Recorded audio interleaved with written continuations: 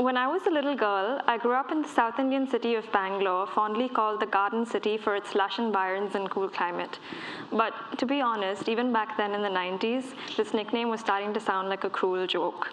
I mean, sure, 2 decades prior, 70% of Bangalore was covered in some form of vegetation, but by the time I came round, that had dwindled to about 40%, and now it's at 15. So I grew up watching us slide down the slippery slope, trading in our garden city to be the Silicon City of the East.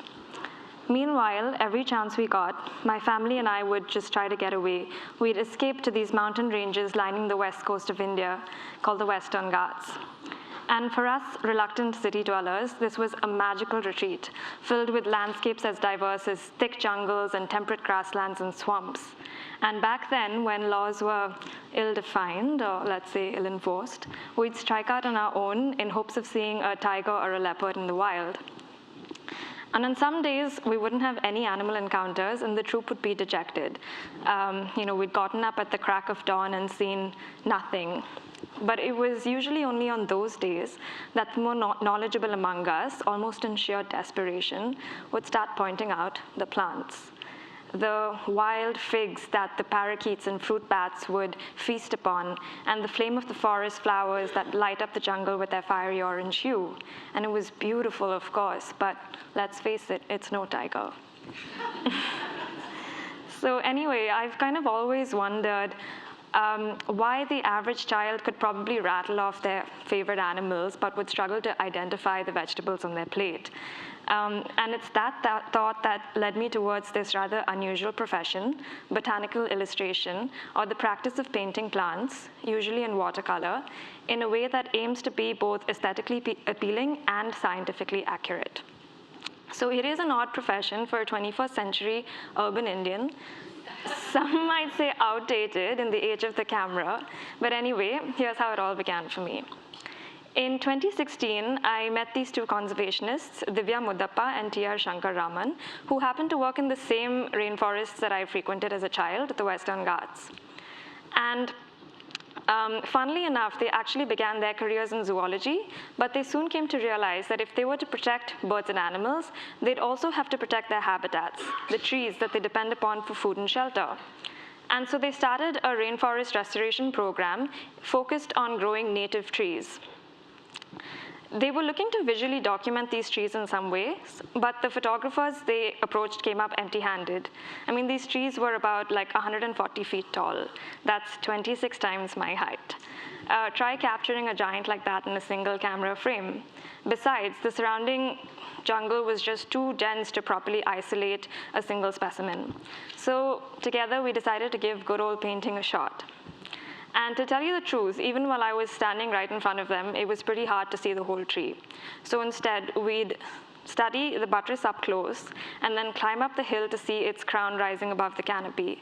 And then with Divya and Sridhar's botanical knowledge, we'd sort of imagine the intervening bits and stitch it together into the final drawing. And over 2 years, we were able to document 30 of the region's most iconic tree species, along with their fruits, flowers, seeds, and leaves. For a lot of people who don't know the jungles as well as these naturalists, these images are probably the only way that they'll see these trees in their entirety. Through this process, I started to see the jungles differently. They morphed from this undifferentiated sea of green into individual species with individual characters. And I think people often tend to think of plants as just background scenery, assuming that their immobility makes them uninteresting.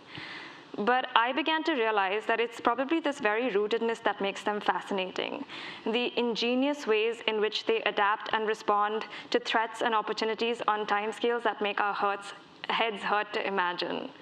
And I couldn't help but wonder, maybe if I could tell their stories, showcase their complexity, maybe we could start to see plants differently. And that's what inspired my National Geographic project. Along with my cousin Siddharth, who is a botanist, we put together a list of the most incredible species we could find in the Western Ghats. Let me show you some of them. This is the Neela Kurinji. When it flowers, it does so in unison, covering entire hillsides in carpets of blue. But here's the catch. It happens only once every 12 years. This is its reproduction strategy, known as gregarious flowering, in which it invests all of its resources into a single spectacular event aimed at attracting pollinators to the feast, which is easily done considering the Neelakurinji is all that can be seen for miles around. And soon after seeding, the flowers will die out, not to be seen again for the next 12 years. And on the subject of strategy, let me show you the strangler fig. So these grow deeper inside the jungles where competition is intense and sunlight is scant. And so the strangler has a little trick up its sleeve to cut in line and get ahead. Its seeds are dispersed by birds who drop them atop the branches of existing trees. And those little seeds will start to germinate from there, sending their shoots up to the sun and the roots down to the ground, all the while strangling the host tree, often to death. And even if that host tree dies and rots away, the strangler will persist as a hollowed out mass of columns and roots. And if that didn't impress you, this is the last one I got. These are sundews, and they grow in areas with thin soils and poor nutrients. And so they've devised this little strategy to supplement their diets. They actually lure, trap, and ingest insects with mucilaginous glands on their leaves. So the little insects are attracted to these sweet secretions, but as soon as they come in contact, the game is up. And what makes them even more clever is you'll notice that they hold their flowers on tall, thin stems high above the murderous leaves so as to avoid trapping potential pollinators. These are just a few of the plants that tell our story of the Western Ghats, about an entire kingdom, a kingdom of plants that is hidden in plain sight, and which interacts with its surroundings in myriad ways. Putting all of these paintings together into a book that could tell our story was really important to us, because it's not that we didn't have books like this growing up, it's just that they were all created abroad, telling us about landscapes that we'd never even seen. Even in school, an inherited syllabus that was frankly colonial would teach us about the Venus flytrap that was from North America, while ignoring carnivores that could be found an hour from where I lived. And so it was really important for us to put all of these narratives together into a book where imaginations could run wild.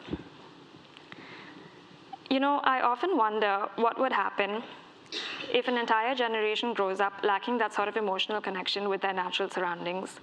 Will they bother to save it when we need it the most? I recently came across a term for what we're experiencing right now, and it's called plant blindness. It refers to our increasing inability to truly register the plants we see around us as living beings. According to the two scientists that came up with this term, James Wandesy and Elizabeth Schisler, plants lack certain visual cues. They don't have faces, and we don't perceive them as threats. And so with the increasing onslaught of information that our eyes receive, we tend to deprioritize registering plants. We simply filter out information we view as extraneous. But stop to think about that. Are plants really extra? Are they really just nature's backdrop, or are they the fundamental building blocks upon which all life is based, the starting points of our ecosystems, the reason why the Earth is sustainable for life to this day? I'll leave you with some images from a program that is actually run by two other National Geographic fellows, Kriti Karanth and Gabby Salazar. And along with their team, they turned some of my illustrations into games that village children could play with and learn from.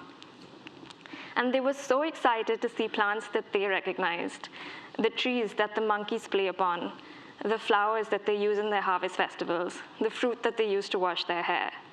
It's that sort of familiarity which, when celebrated, turns to love. And that, in turn, turns into an urge to protect. And I, for one, hope that takes root. Thank you.